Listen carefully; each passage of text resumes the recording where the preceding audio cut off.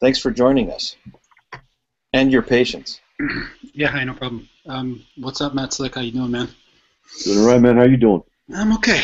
I don't really have any kind of major stuff for you. They're all thinking I'm going to give you like the whole big spiel, but I don't think we have time for that. But something that has been coming up a lot. The YouTube and Google Plus Hangouts go through these phases. I mean, if you pay attention at all, which I don't know. I know you're a busy guy, but you've probably seen it. And so one of the phases has been the moral, the talk about morality, what morality means to a Christian versus an atheist versus other types of belief systems, deism or whatever. Not that deism and atheism are necessarily belief systems, but one of these things that comes up is the idea of the goodness of God. And one of these things that I've had trouble with, especially with the Calvinist people who I know, is that the God that they seem to be describing doesn't seem to me to be objectively good. They kind of label the God as good, but they don't. But then when you actually examine the behavior, it doesn't seem that it's good. And one YouTuber said basically that it comes down to might makes right. And I forget if it was Capricious Black Box or Ozzy or one of these guys said that they're not actually worshiping goodness; they're worshiping power. What do you think of that statement? Well, I'm not sure. I'd have to ask questions and stuff because it's objectively good. When you say objectively good, an objective thing is not subjective. It's outside of yourself. Is God objectively good? He would be by definition, since he is the object by which goodness is measured. So he is, by default, objectively good. But he's also holy. He's also righteous. We see the simultaneous movement of these attributes through him. But so far, I'm not sure I understand what the issue is yet, what the problem is. So God is the standard. He's the standard of goodness. He's the standard that goodness is to be judged by, correct? Yes. But then when we look at his actions, we can't just model our actions after his actions, because many of the things that are purportedly done by the God of the Old Testament in particular would not be considered good if a human were to do them. That's why God did them. Right. So those actions, when you would say that killing or stealing or any of these kinds of things that would be immoral for a person, those things aren't absolutely wrong. They're only wrong for people. They're not. There isn't any kind of absolute moral system. There's a system that applies to us, and there is no system that applies to God. He can do whatever he wants, and no one can ever say that he's done anything wrong because he's been defined as good. This is a problem that I have with defining things into existence as the standard of good. Is that Yeah, I understand. Yeah. What are you, an atheist or Christian or what? Yeah. I'm non-religious. Okay. Okay. You said the word kill instead of murder. Now, so let me step inside the biblical realm a little bit and argue internally. So, killing is the lawful taking of life. Murder is the unlawful taking of life. So self-defense, I can kill someone, not that I want to or would, but, and that's not murder. I don't like your shirt color, I shoot you, that's murder. All people have sinned against God. All people have sinned against God, so all people are under the judgment of God. He has the right to execute all of them.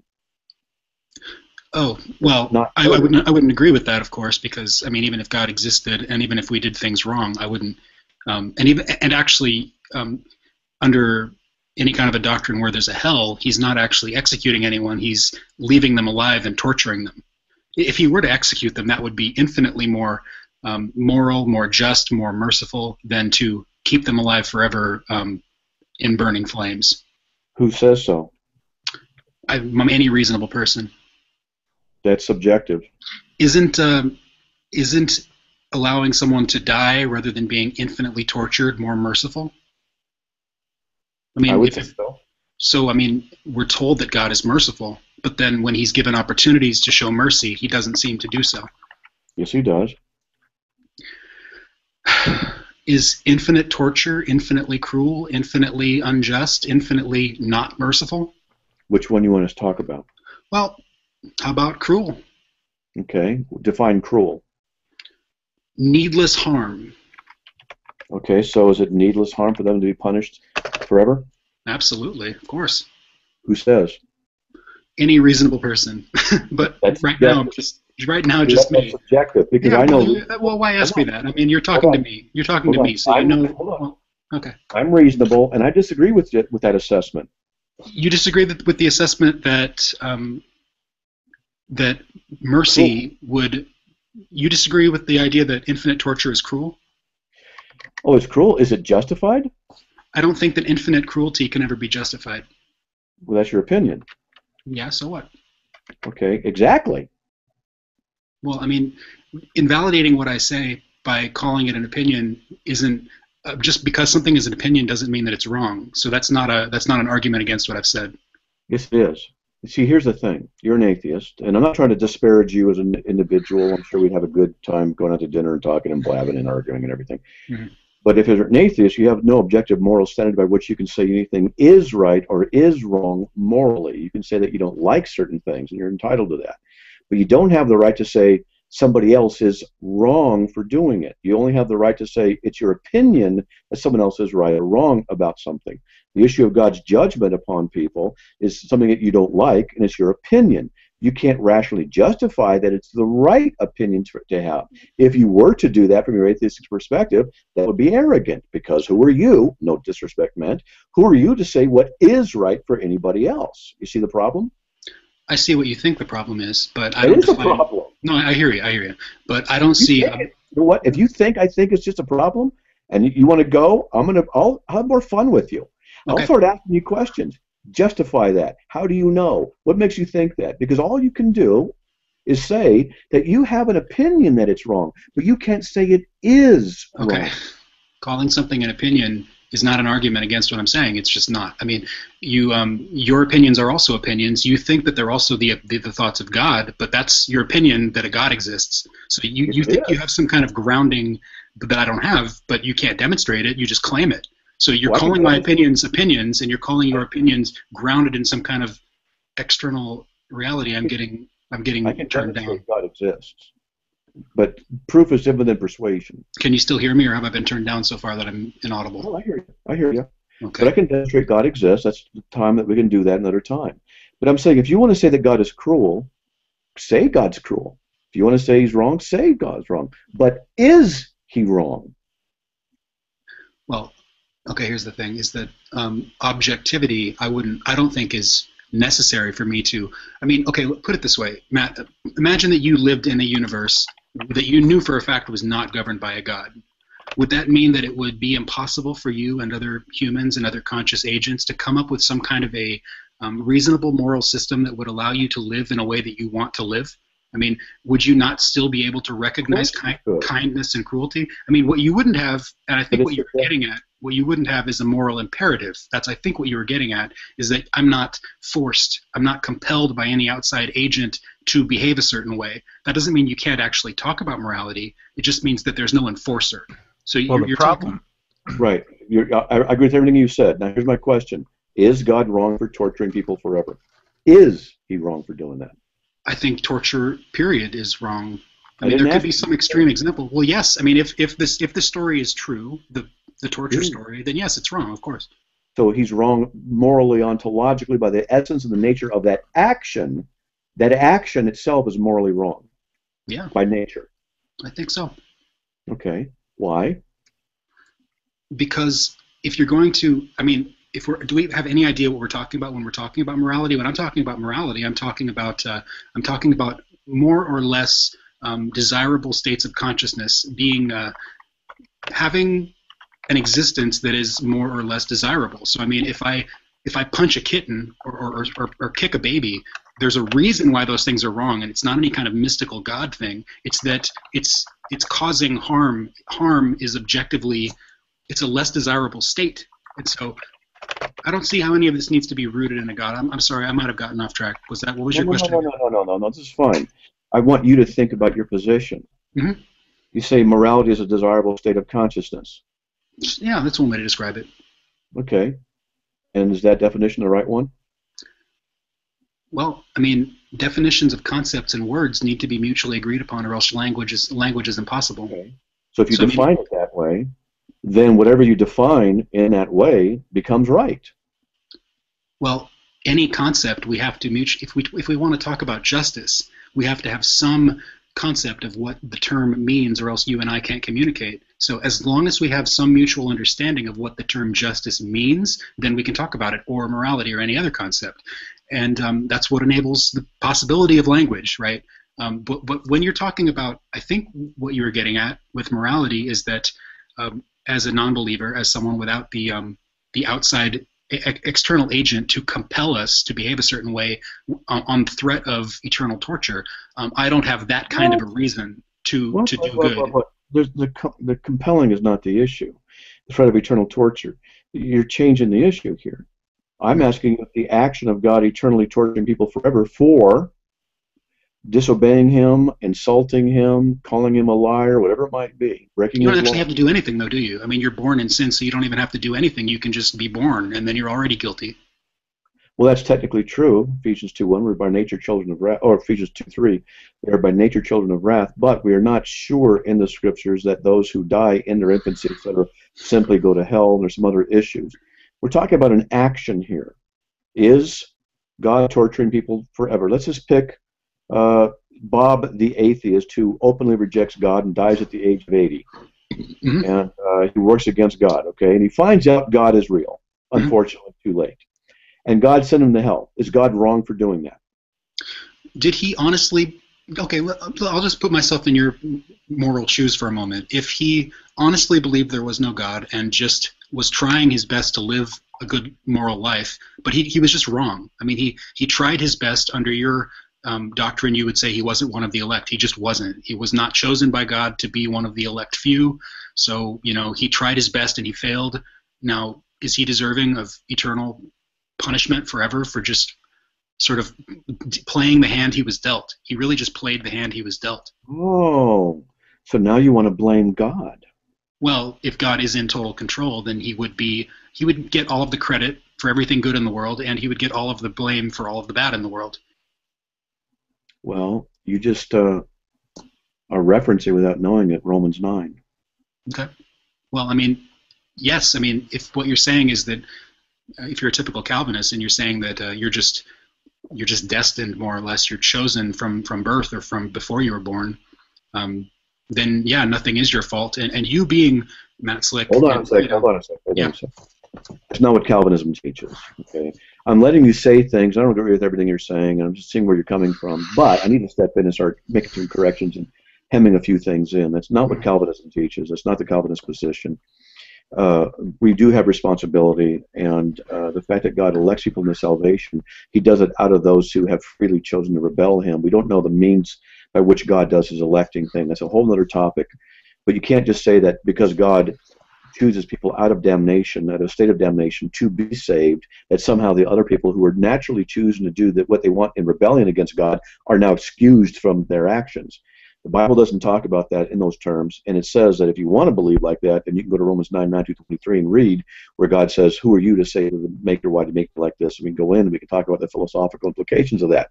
But what I'm trying to do is get you to understand something. When you get back on track, because when I talk like this with a lot of atheists, they do what you're doing. When you talk about the justice of God, you have the right, I'll say this again, you have the right to your opinion. You don't have the right to say an action is inherently ontologically morally wrong. You can't say that. All you can do is say it's your opinion that something is right or wrong. Well, I'm not going to argue about your opinion because you have that opinion, that's fine. But you don't have the right to say action ABC is inherently morally right or wrong.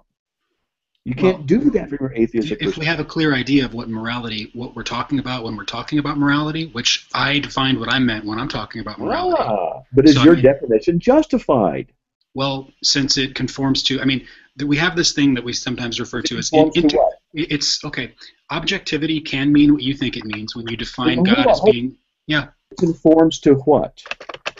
We have this thing called intersubjective agreement, which means that if we have some idea of what a term means, whether it be something like morality or something like justice, we at least know what we're talking about. It doesn't mean that you're compelled to behave anyway, but at least we know what we're talking about when we use a word like morality. You're talking about convention, and people agree on it. It's social construct. Morality is a concept, isn't it? Morality is a concept, and the concept has evolved over time. That's called the fallacy argumentum ad populum. It's majority rule, so that's what becomes moral. No, I'm saying any concept. Our concepts are developed by human beings, by human minds, and the concepts do evolve. Let me ask you a question. Do you think that the modern concept of justice is exactly the same as what it was 2,000 years ago? It's changed. It's different. Too vague a question. That's too vague a question. Okay. Your assertions that you're making here, are they justified morally? You're making statements. My statements, are they justified? Let me finish. You understand something. You don't realize what you're doing. Most atheists don't. Is what you do, what your others have done. I'm trying to be respectful here. I hope I'm not talking down. I don't mean to, but I just noticed this is the same pattern I see.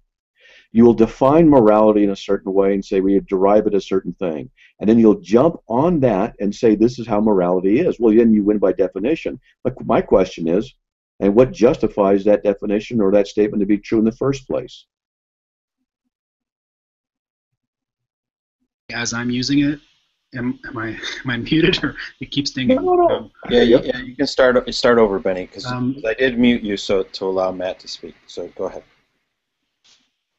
Morality isn't special. The concept of morality, or any concept, is justified by common use. I mean, so we're just talking about concepts as they are commonly used in our society. These are just words. These are just words that, yeah. Morality is justified by common use. That's what you said. The concept itself, the way the concept is defined and thought of, is defined like any other concept. It's defined by common use. When I say justice, I think I have some idea of what you mean. When you hear that word justice, it means something to you because we have common experience as Americans or Earthlings or whatever. But if you had some completely different sense of what justice meant, then we'd have to come to some other way to understand. If you'd never heard of the concept of justice, then we'd have to come to some other way to... Hold on. Yeah. You're jumping. Here's your statement. The concept of morality is defined by common use. The concept, right? Not the content. Well, I mean, both would be dependent on... It's a concept. Yeah, it's a concept. I'm trying to get your statement down. Okay, now there you go. All right? Now, why is that true? Why is what true? Your statement. If you think it's false, that's fine. I don't know what I can do to prove it to you. You're the one who made the assertion. I'm asking I said that concepts are concepts. Any concept you want to use is come to by convention. It's like any word. The meaning of words evolves over time. Convention? You're saying morals are nothing more than conventions? I'm saying concepts. Any concept has to... I mean, you keep going back to the content of morality itself versus the concept of morality. You said a certain action was immoral inherently, ontologically. I said using my conventional definition of morality. Yes, of course. Then Cruelty is bad. Yes. What justifies your definition as being the right one? I can't tell you that answer any more than I can tell you that my definition for justice is the right one. It's a conventional definition. I have a conventional definition for morality in the same sense that I have a conventional definition for justice. I mean, it's not my definition. It's society's definition. And society I didn't make up the concept of justice. I didn't make it up. It was here before I was here. And when society says all atheists should die, then that's what's morally right. Well, no, because that's different. No, that's different. That's not the concept. Now you're compelling people to action. So there's a difference between the concept. There's a difference between the is and the ought. The is. I muted him. Matt, can't we go back in history and look at the moral standards in the past and say that they were right or wrong? The problem with morality being based on society is that societies end up contradicting themselves, and they change their morals over time. And so then we find that there's a contradiction inside of their own moral system. Things that contradict themselves can't be true. We can't say the societies are the means by which morals are objectively determined, because there is no objectivity in our society. It's a summation of individuals with their subjective opinions who work on whatever motivates them to get along. It's all purely subjective.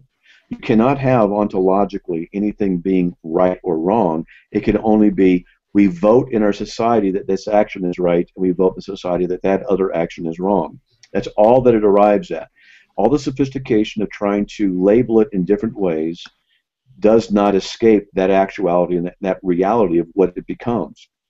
When we say that an action itself is absolutely morally ontologically, which is what he was saying that a certain action was, for example, God torturing someone forever for their sins, he says is morally wrong. He can't justify that as being morally wrong. He can only say it's his opinion. And we're back to the circle again. This happens with all atheists all the time. Yes, you have the right to the opinion. You don't have the right to say that the action is inherently right or wrong. And this is the inconsistency of atheism. When atheists say that something is inherently right or wrong, they're borrowing from the Christian worldview in order to assert a universal moral truth about an absolute action. But they can't justify that from an atheistic perspective. They have to be inconsistent in order to argue, but their inconsistency refutes their own position. So they're inconsistent the whole time. I have another 25 minutes to do this, so Benny, just don't ask a question. Well, if you're going to ask a question, when you're done with your, just give me your final wrap-up comment statement, and we're going to move on, because I only have about 25 more minutes. That's fine. I mean, it's Matt Slick's, he's a smart guy, and he's better at these kinds of engagements than other kinds of conversations I've had with most people, so that's kind of interesting, just chatting with him. Maybe we can do it again sometime, Matt. Sure. So I love these kind of conversations. They help polish me. So yeah, I feel the same way. I think that there are two different questions. There's the first question about the way we define morality, and the concept of morality changes over time. And then there's the content of. So we can ask a question like, what does morality mean? And then we can try to figure out which things go in that box, right? And so the concept of how it's defined changes over time, and we can argue that definition, and that's fine. And then the content of what actually fits in that box can be argued. And biblical morality has changed over time. That's why it changes, because society has changed. And so as society evolves, morality changes. It's why we're better now than we were. It's why we're not stoning people to death like we were in biblical times. That's all subjective. Better is a subjective thing. I got a question for you. Okay? Is this statement true or false? It is always wrong for anyone to torture babies to death merely for their personal pleasure. It's a good question. As far as I can say, yeah, I can't see any way you justify that action. Okay, so you're asserting there's a universal moral truth that applies to everybody.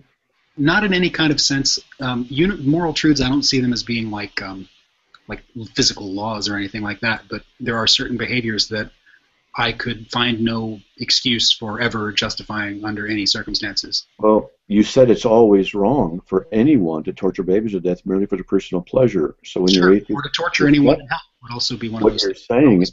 What you're saying is that there's a universal moral truth that applies to everyone. It's objective. There are some things that are so outrageous that they would be near impossible to ever justify, sure. Well, outrageous doesn't make it morally right or wrong. What outrages one person doesn't another, so that doesn't help. Well, but you're asserting a universal moral truth value to an action, but you can't have that in an atheistic worldview. Well, if you say so. You don't... How do you justify it? If you have the desire to do good, the desire to have a universe... What's good? As I said, to promote more desirable states of consciousness for anything able. Why is that the right definition? We've been through that already. But you can't give me a good answer. There isn't a right definition. These concepts change over time. If you don't know what the right definition. Our ancestors had different definitions. Our descendants will have probably a different definition. Calling ours each other. So that's not a good place to go to. They are, but we have to use concepts. We have to use these concepts. So if you don't like the definition, you can lobby to change it. No, I don't make definitions. I don't have the authority to define words any way I want. And I did propose to you a statement which you said is true. That it's always wrong for everyone to torture babies to death merely for their personal pleasure. What you're saying, there's a universal moral absolute to an action that applies to everybody universally. There's a reason why I would say that. Yeah, I would tell you that is because I think that if your goal, some people are psychopaths and they don't care about the good, right? If you're just a terrible, terrible person and you don't, then you wouldn't care about any of these moral questions, right? But if you do care, if you care about these questions, then yes, there are some things that you can say are objectively so horrible that you must just say, yeah, that's always bad. But that's a secular moral principle. It's just that we want to avoid the unnecessary harm. That's of course. So I mean, I don't see what's wrong with that. I don't see why I need to plug a God in and say it's wrong because God. It's not wrong because God. It's wrong because the baby. It doesn't need. Here's the thing, Benny. You say that morality is different now, is better now than it was in the past, and it'll be different in the future than it is now. But it's always wrong to harm babies for your own pleasure. There's an inconsistency there. The point is, I didn't say that. You can't have a universal moral truth value in an atheistic worldview, because all you have in an atheistic worldview are individuals who have opinions. You can't assert that there's something beyond your own opinion. If there's a universal moral law, it implies a universal moral lawgiver.